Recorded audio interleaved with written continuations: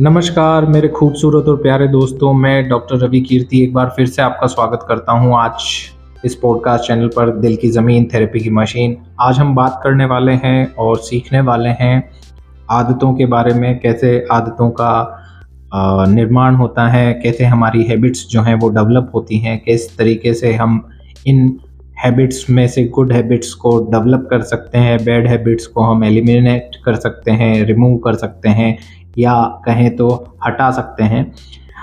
इस बारे में आज हम बात करने वाले हैं। तो आज का ये जो पॉडकास्ट स्टार्ट करने से पहले मैं जेम्स क्लियर हैं, उनकी एक बुक है, आपने सुना होगा नाम एटॉमिक हैबिट्स।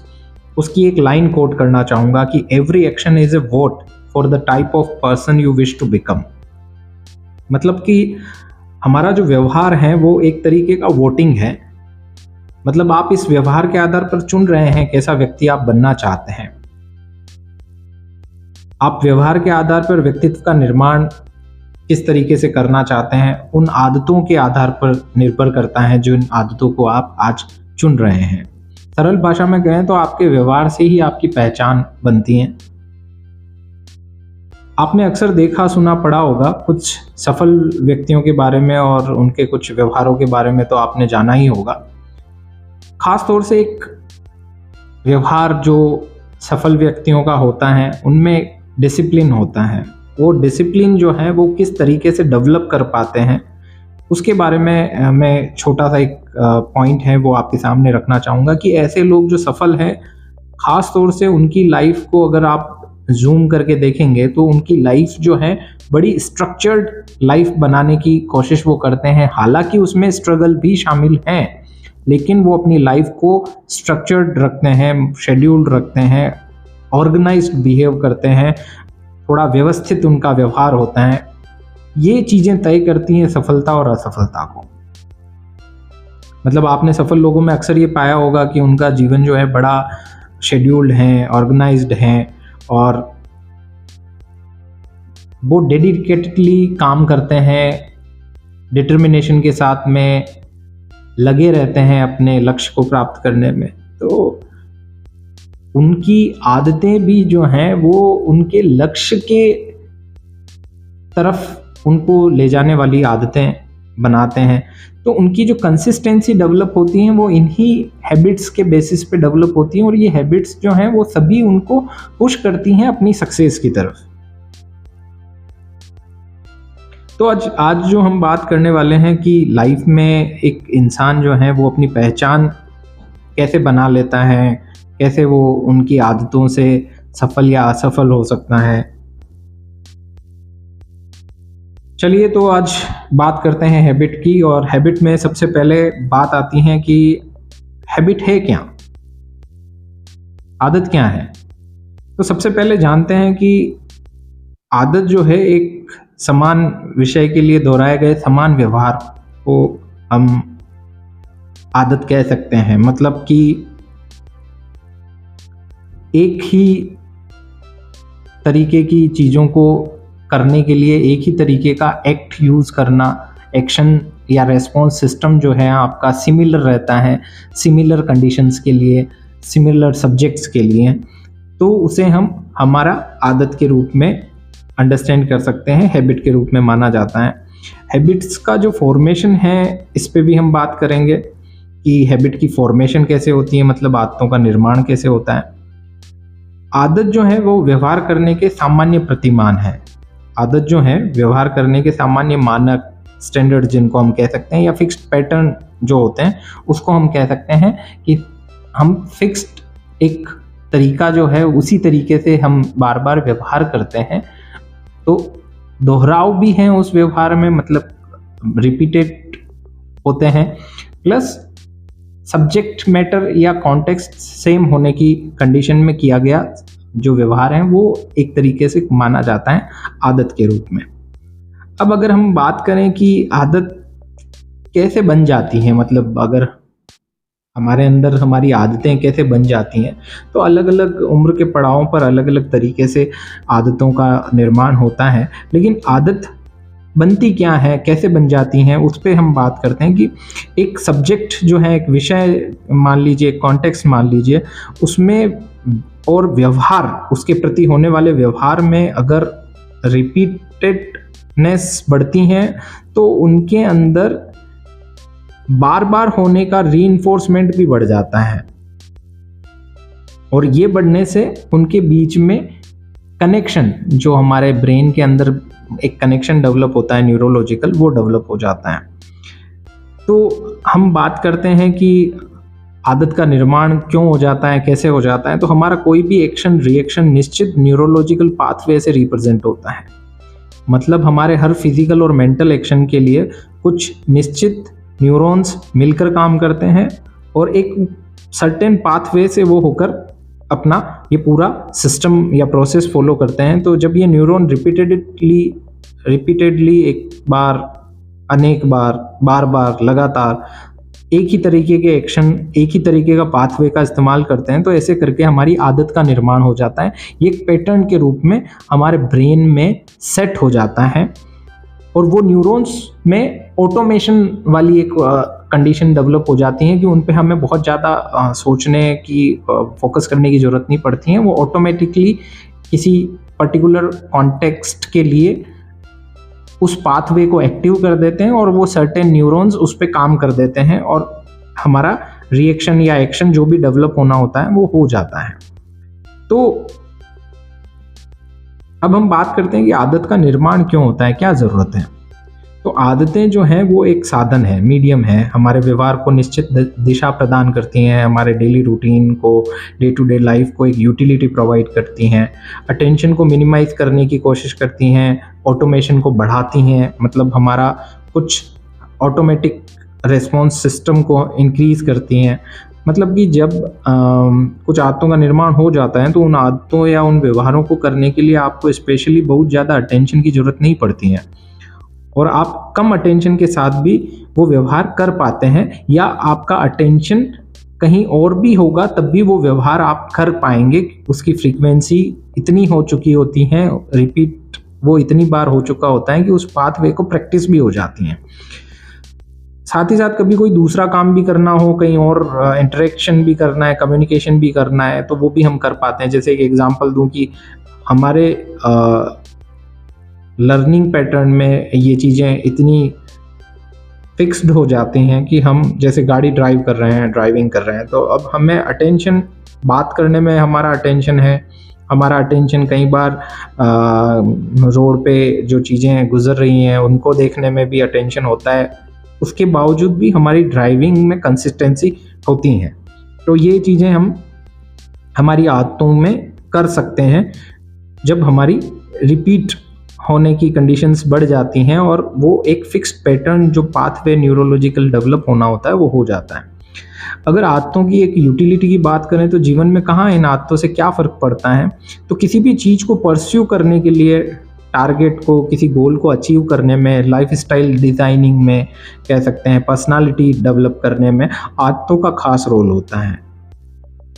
अगर आपको अपनी पहचान बनानी है, आइडेंटिटी बनानी है, ब्रांड अथॉरिटी बिल्डअप करनी है, तो आप में कुछ विशेष आदतों का होना ज़रूरी है। उन विशेष आदतों के आधार पे ही तय हो पाएगा कि आप अपनी विशिष्ट पहचान, स्पेशल अपनी आइडेंटिटी डेवलप कर पाएंगे या अपनी पर्सनालिटी को वैसा बना पाएंगे जैसा आप एक्सपेक्ट करते हैं। ठीक है, एटॉमिक हैबिट में भी ये बात कही गई थी कि जैसा कि मैंने पहले बता दिया कि ये एक तरीके से आपका खुद का चुनाव है। अगर आप आदतों को सही तरीके से चुन लेते हैं तो वो आपको सफलता की तरफ ले जा सकती हैं। अगर आप ऐसी आदतों को चुन रहे हैं या डेवलप होने दे रहे हैं अपने अंदर जो आपको प्रोक्रास्टिनेट करने दे रही है, जो आपको नेगेटिव थॉट प्रोसेस की तरफ ले जा रही हैं, आलसी बना रही हैं, तो ये सारी चीज़ें आपको कहीं ना कहीं फेलियर की तरफ खुद लेकर जाती हैं। तो इसमें किस्मत की बात नहीं आती कि नहीं मेरी किस्मत ही खराब है। कई बार हम चुन लेते हैं ऐसी आदतों को, कई बार हम वो एफर्ट्स नहीं करते हैं, तो वो कंडीशन भी डेवलप हो जाती हैं जहां हम वो सारा चीज़ का ब्लेम जो है वो डालने की कोशिश कर देते हैं किसी और कंडीशन पर, जिसको हम किस्मत भी कह देते हैं कई बार। अब आदतें जो हैं वो अच्छी या बुरी दोनों तरीके से हो सकती हैं। अच्छी आदत कौन सी है, बुरी आदत कौन सी है, ये कहना तय करना ये डिपेंड करता है खास तौर से जो हमारे सोशल, कल्चरल और इंस्टीट्यूशनल स्टैंडर्ड्स जो हैं, जो मानक तैयार किए हैं हमारे समाज ने, हमारी संस्थाओं ने, हम उनके आधार पर कॉन्स्टिट्यूशन ने जो मानक तय कर रखे हैं हम वो करते हैं, तो वो हमारा व्यवहार जो है ठीक है, अच्छी आदतों में काउंट हो सकता है। अगर हम उसके अपोजिट बिहेव करने की कोशिश करेंगे, एंटी सोशल होने की कोशिश करेंगे, तो वो बैड हैबिट्स में काउंट होगा। ठीक है, जैसे मैं एक एग्जांपल दूं, ड्रग लेना,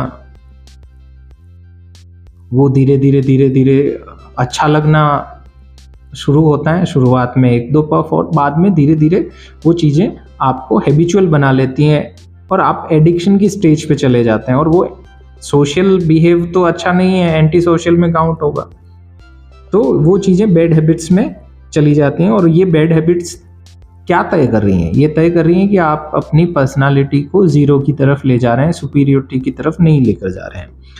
तो चलिए अब बात करते हैं आदतों के जो निर्माण की हम बात कर रहे हैं, हैबिट्स के डेवलपमेंट की अगर हम बात करें, तो फंडामेंटल्स को समझने की कोशिश करते हैं कि आदतें कब किस तरीके से बनती हैं हमारे लाइफ के फेजेस में। तो आप देखते हैं अलग अलग उम्र के पड़ाव पर हमारी आवश्यकता व विचार बदलते हैं, अनुभव हमें अलग अलग शिक्षाएं देता है, और उम्र के हर पड़ाव पर हम अलग अलग आवश्यकताओं के आधार पे अपनी आदतों का निर्माण करते हैं। इसके रिगार्डिंग मैं पहले बात कर चुका हूँ, एक नीड का कॉन्सेप्ट है जिस पर मैस्लो साहब ने अपनी थ्योरी दी थी, जिसको नीड की जो हायरार्की थ्योरी है, नीड मॉडल दिया था उन्होंने, उस पर बात की जा चुकी है पहले। और उसको अगर आप देखेंगे तो उसमें फिजियोलॉजिकल नीड्स आ गई, सेफ्टी सिक्योरिटी की नीड्स आ गई, फिर सोशल एंड साइकोलॉजिकल नीड्स आ गई, फिर सेल्फ एस्टीम की नीड आ गई और सेल्फ एक्चुअलाइजेशन की नीड आ गई। ये उस मॉडल में दिया हुआ है, और व्यक्ति उम्र के अलग अलग पड़ाव में वो चीज़ों का अनुभव भी करता है। अब जब हम बात कर रहे हैं कि हैबिट का डेवलपमेंट कैसे होता है, तो हम 4 टुकड़े कर लेते हैं इस एज ग्रुप को अंडरस्टैंड करने के लिए। तो चाइल्डहुड एक एज हो गया, एक एडोलसेंट एज हो गया, एक एडल्टहुड हो गया और एक एल्डरली एज हो गई। तो चाइल्डहुड में क्या होता है कि ऑब्जर्वेशन के थ्रू हमारी हैबिट्स डेवलप होती हैं, मतलब हम अपने पेरेंट्स को बिहेव करते हुए देखते हैं, ठीक है, और उन पेरेंट्स के थ्रू हमारे आसपास रिलेटिव्स जो हैं उनके थ्रू हम अटेंड करते हैं हमारी सारी की सारी हैबिट्स को। हम उनको देखते हैं, वैसा बिहेव करने की कोशिश करते हैं, और उसी के बेसिस पे हम उनको सीख जाते हैं, और हमें ये ऐसा लगता है कि ऐसे टाइम पे ऐसा ही रिएक्शन देना चाहिए। तो हमारी पेरेंटिंग भी कई बार हमारी आदतों में शामिल होती हैं। हमारी पेरेंटिंग की वजह से हमारी पर्सनालिटी का डेवलपमेंट भी उसके अकॉर्डिंगली होता है। इसीलिए साइकोलॉजी में चाइल्डहुड हिस्ट्री को बहुत ज़्यादा इम्पोर्टेंस दी जाती है। साइको एनालिसिस में तो बहुत ही ज़्यादा उस पर फोकस किया जाता है कि चाइल्डहुड कोई ट्रॉमा है, क्यों कोई ऐसी मेमोरी है जिनसे आपकी हीलिंग प्रॉपर्ली नहीं हुई है, तो उस पर ज़्यादा फोकस करके पहले उनको वहाँ से रिकवरी प्रोवाइड की जाती है, वहाँ से हीलिंग करवाई जाती है। चलिए, तो अब फिर से मैं हैबिट्स पे आ जाता हूँ, हैबिट्स की बात क्योंकि हम आज कर रहे हैं। तो अब हैबिट्स का चाइल्डहुड फेज हो गया। एडल्टहुड की एडोलसेंट पीरियड की अगर हम बात करें, तो एडोलसेंट पीरियड में ईगो जो है उसके जो बेसिस पे मोटिव्स डेवलप होते हैं, उनके सेटिस्फाई करने के चक्कर में हमारी हैबिट्स का डेवलपमेंट होता है। और एडोलसेंट पीरियड की नीड्स क्या हैं? सेफ्टी एंड सिक्योरिटी, सेक्स की फिजियोलॉजिकल नीड्स हैं, पीयर ग्रुपिंग की नीड है। तो वो उस तरीके की सारी नीड्स जो हैं वो बेसिकली ईगो मोटिव्स के साथ में जुड़ी होती हैं, और वो एडोलसेंट पीरियड में होती हैं। जब एडल्टहुड में आ जाता है पर्सन, तो एडल्टहुड में सबसे इम्पोर्टेंट बात है कि यहाँ व्यक्ति को अपनी पहचान बना लेनी होती है। वो अपने कुछ मॉरल सोशल स्टैंडर्ड्स को फॉलो करते हुए अपने व्यवहार का निर्माण करता है। इसी समय में उसको प्रोडक्टिव भी होना होता है, और इसी समय में उसको पावर भी हासिल करनी होती है, ताकि वो अपनी सोसाइटी को प्रोडक्टिविटी दिखा सके अपनी, और इवन कंट्रोल भी कर सके, अपनी फैमिली है, अपनी सोसाइटी है, उसमें अपनी पहचान बनाए, अपना पावर और अथॉरिटी वो बनाना चाहता है। तो इसी के आसपास वो अपना हैबिट्स भी डेवलप करता है। अब एडल्टहुड की बात हो गई, अब इसके बाद आती है एल्डरली फेज आता है, सीनियर सिटीजन्स की हम बात करते हैं, जो वृद्धजन है। तो वृद्धजन जो है वो अपना व्यवहार फैमिली और सोसाइटी को कंट्रीब्यूट करने के पर्पज से डेवलप करते हैं। वो एक सेल्फ एक्चुअलाइजेशन का फेज होता है जिसमें वो अपनी स्पिरिचुअल लाइफ को और एक्सप्लोर करते हैं, उस तरफ सोचते हैं, विचार करते हैं। तो आदतों का निर्माण भी वो उसके आधार पर तय करके करते हैं कि अब मेरे जीवन के उद्देश्य क्या हैं, ठीक है। और इसी के आधार पर मैं जब आगे हैबिट के डेवलपमेंट को बात करूंगा तो इसी नीड्स के बेसिस पे आगे और एक्सप्लेन करने की कोशिश करूंगा। अब गुड हैबिट को अटेन करने की कोशिश भी कर सकते हैं, बैड हैबिट को रिमूव करने की कोशिश भी कर सकते हैं, लेकिन इन सब में सबसे इम्पोर्टेंट बात जो है वो रिवॉर्ड सिस्टम की है, ठीक है। आपने अक्सर देखा होगा कि किसी में अच्छी आदत भी हैं, किसी में बुरी आदत भी हैं। तो ये बुरी आदतें कोई जानबूझ के तो नहीं सीखना चाहता है, किस तरीके से डेवलप हो जाती हैं। तो इसके पीछे रिसर्चेस हुए हैं। कुछ रिसर्चेस का जो कंक्लूजन है वो ये कह रहा है कि जो रिवॉर्ड है, मतलब किसी भी आदत में, किसी भी व्यवहार में, उस व्यवहार के बाद होने वाले बदलाव जो हैं वो किस तरीके के हैं। क्या वो क्विकली रिवॉर्डिंग है, मतलब आपको तुरंत प्रभाव से अच्छा महसूस करवाते हैं। तो जैसे स्मोकिंग करना, थोड़ी देर के लिए अच्छा महसूस कर लिया जाता है उस कंडीशन में। तो ड्रग लेना, अल्कोहल लेना, ये सारी वो कंडीशन है जिसमें मैं मानता हूँ कि क्विकली एक रिलीफ, एक रिलैक्सेशन महसूस होता है।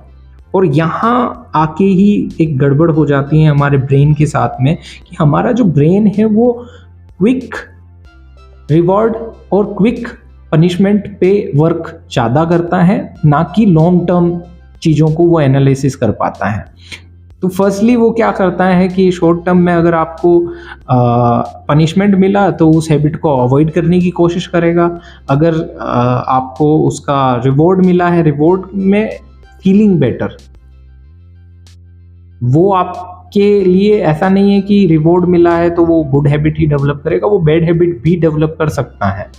ये एक इंटरप्रिटेशन ऑफ लाइफ है कि अगर आपने बहुत दुख परेशानी थी और आपको आपके किसी दोस्त ने कह दिया चलो बैठते हैं और 2 पेक लगा लेते हैं, उससे तेरी टेंशन दूर हो जाएगी, तो टेंशन कभी 2 पेक लगाने से दूर नहीं होती हैं। वो टेंशन वहीं पर खड़ी आपका इंतज़ार करती है कि आप जब नशे से निकल कर वापस होश में आओगे तो वो आपका इंतज़ार करेगी। तो नशे का पीरियड सिर्फ उन चीज़ों को भुलाने में मदद करता है कुछ पलों के लिए, लेकिन उससे प्रॉब्लम के सॉल्यूशंस नहीं आते हैं और प्रॉब्लम अपनी जगह से गायब नहीं हो जाती हैं। अब रिवॉर्ड सिस्टम पे मैंने बात कर ली कि जो क्विक रिवॉर्ड मिलेगा उसी के बेसिस पे तय होगा कि वो आदत बॉडी कंटिन्यू करना चाहती है, ब्रेन कंटिन्यू करना चाहता है या नहीं करना चाहता है। इसमें आपका विजडम और इंटेलिजेंस यूज़ करना बहुत इम्पोर्टेंट है। तो अवेयरनेस पे मैं जब भी बात करूँगा उसमें ये बताऊँगा कि किस तरीके से अवेयरनेस की वजह से हम अपनी आदतों को कंक्लूड कर सकते हैं कि ये आदत गुड हैबिट में डालनी है, ये आदत बैड हैबिट में डालनी है, गुड को कंटिन्यू करना है, बैड को रिमूव करना है।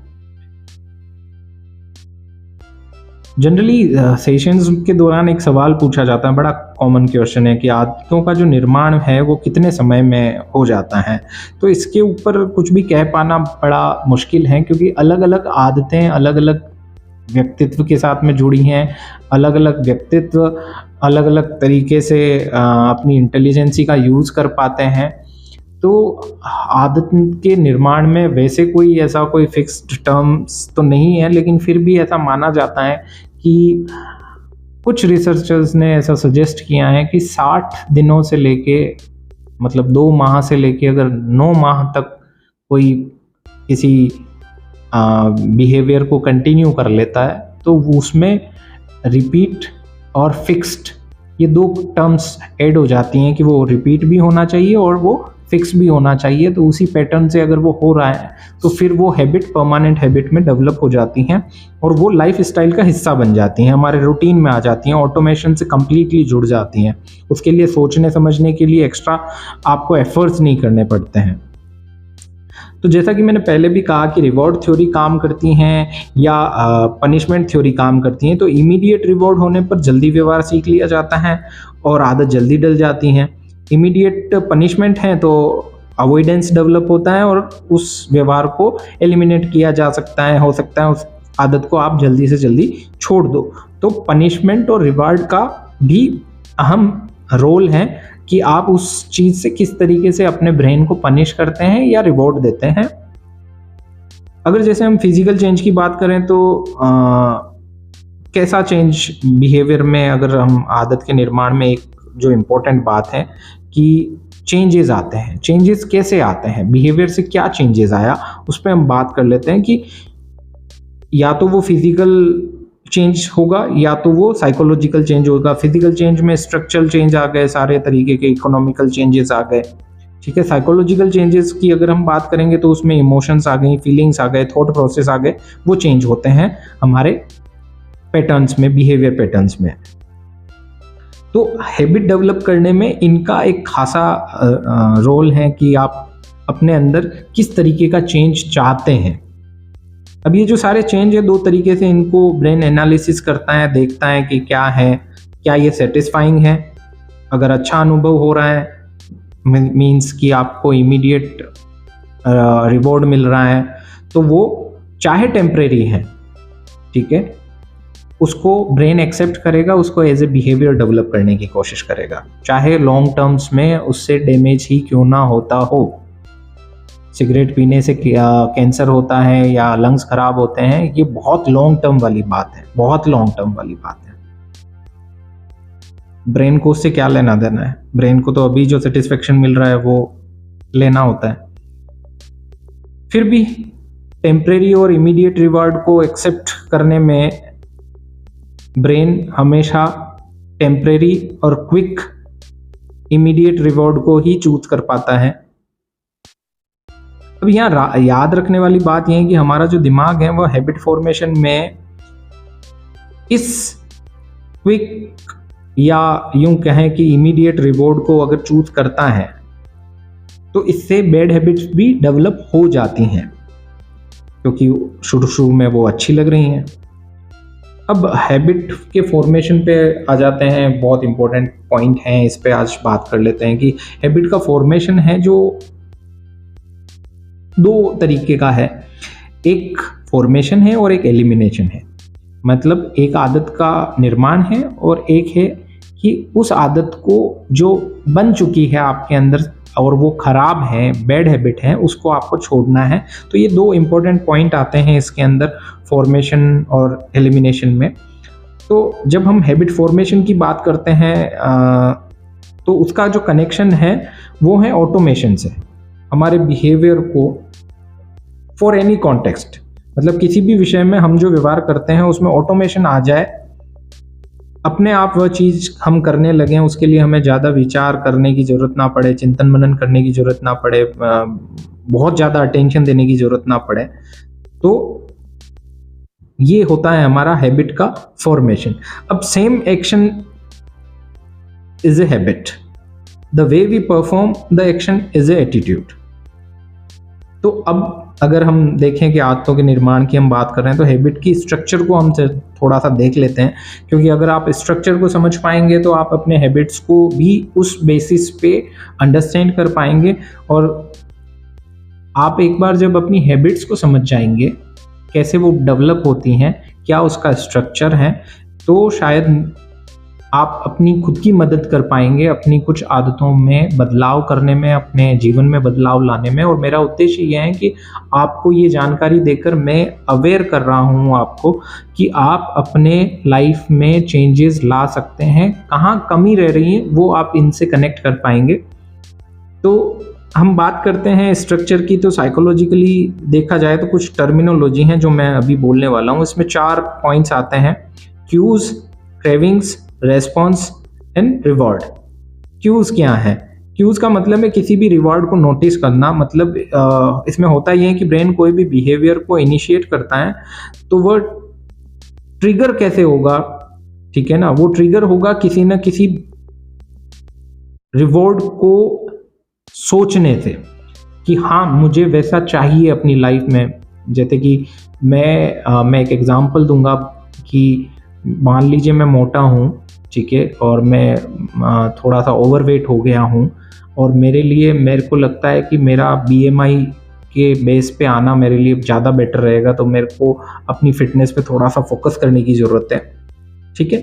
तो मैंने किसी ऐसे पर्सन को जो फिट है उसका अजम्पशन, उसको देखने के बाद मैंने भी अज्यूम किया कि मैं भी अगर ऐसा फिट हो जाऊंगा तो कितना बेहतर लगूंगा, ठीक है।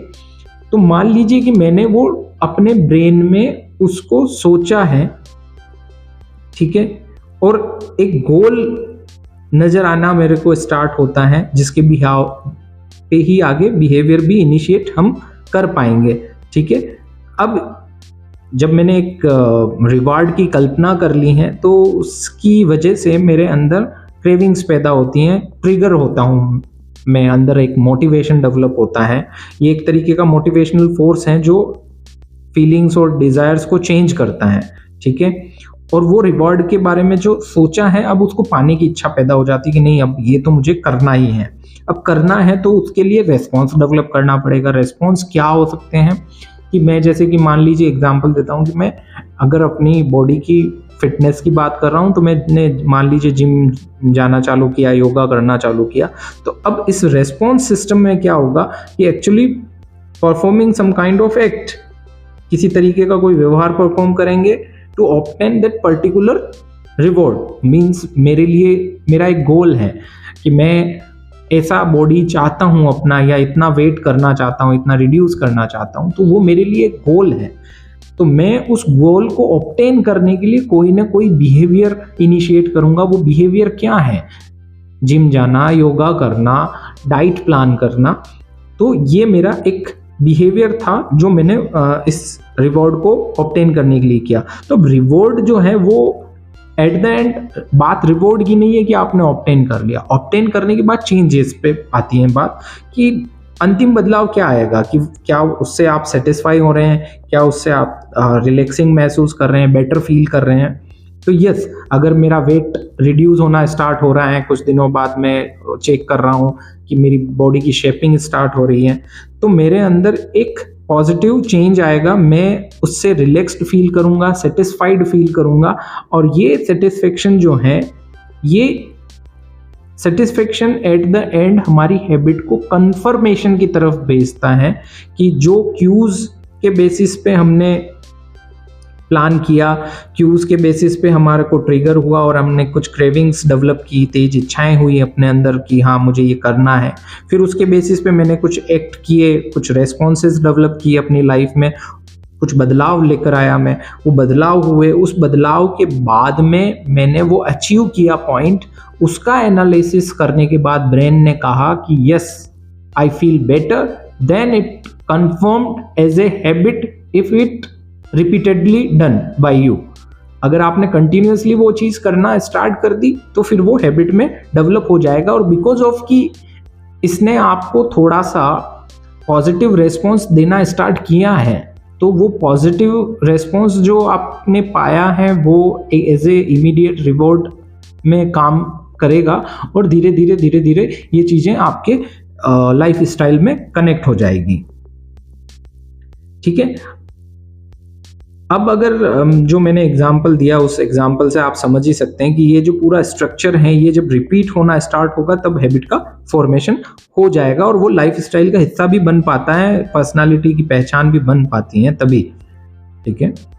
अब जब बात होती है कि हैबिट का एलिमिनेशन की, अब हम बात करते हैं, ये तो हुआ फॉर्मेशन हमने कर लिया कि कैसे हम अपनी आदत बनाएंगे। लेकिन अब कोई ऐसी आदत है जो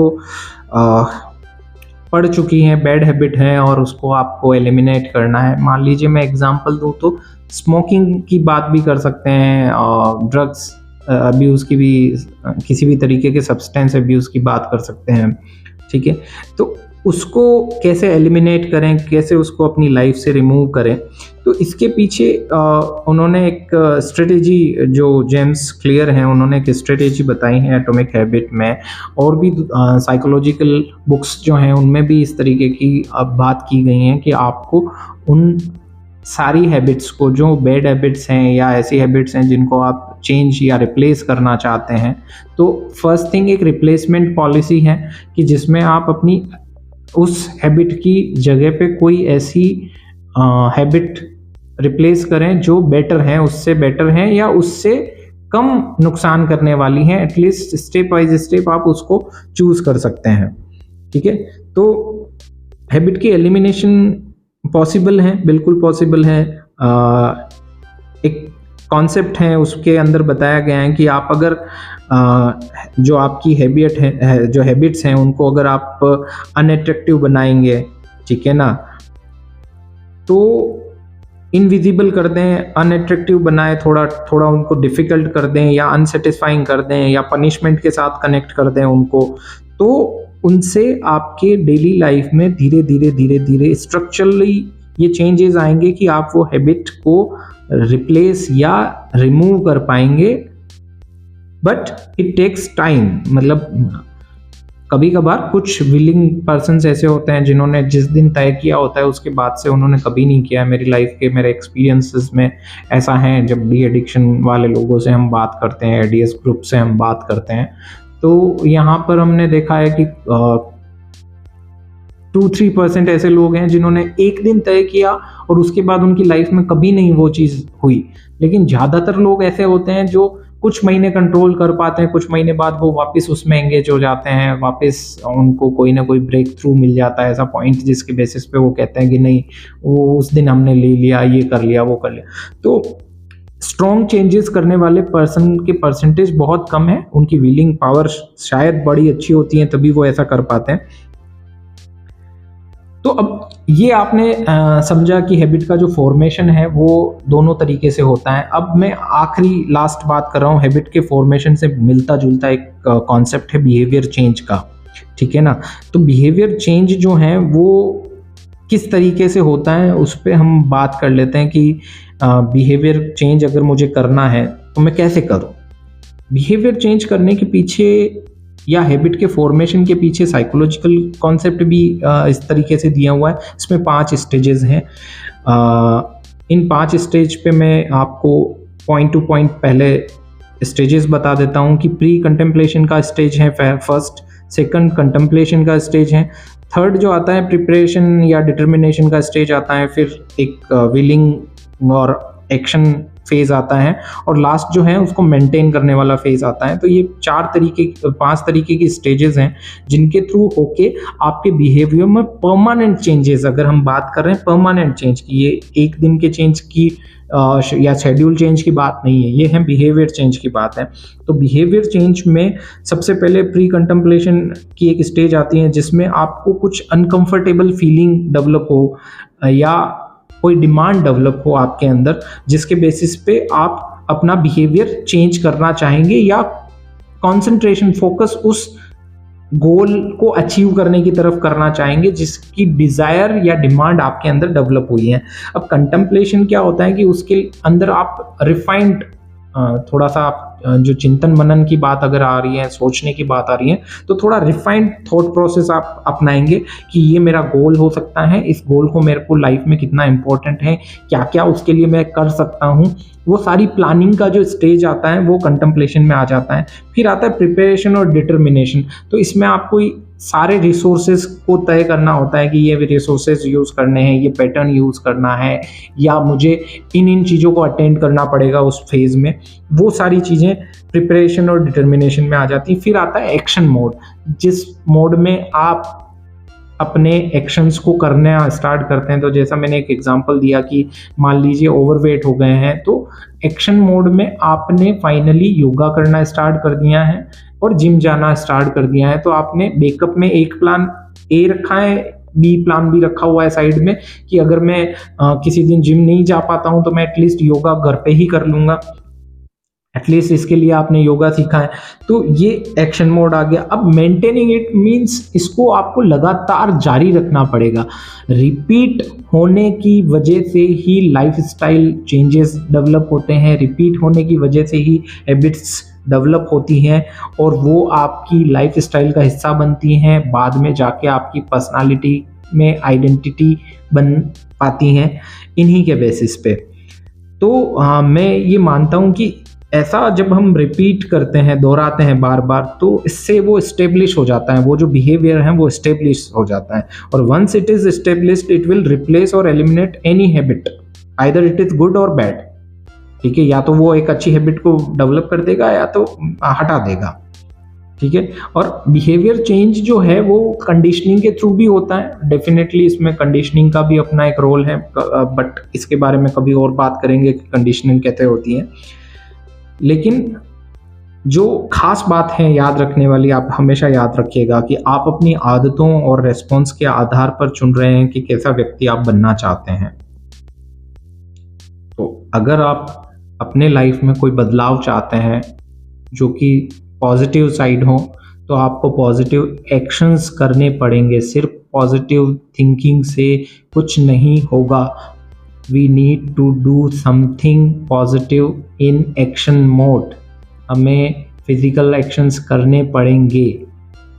डिप्रेसिव फेज है लाइफ का या स्ट्रेसफुल कंडीशन है आपकी लाइफ की, तब भी आपको कुछ ना कुछ, अक्सर मैं सुनता हूँ कि सर टाइम ही नहीं है करने के लिए, तो आइडियाज़ हमारे पास भी बहुत हैं बट टाइम नहीं है।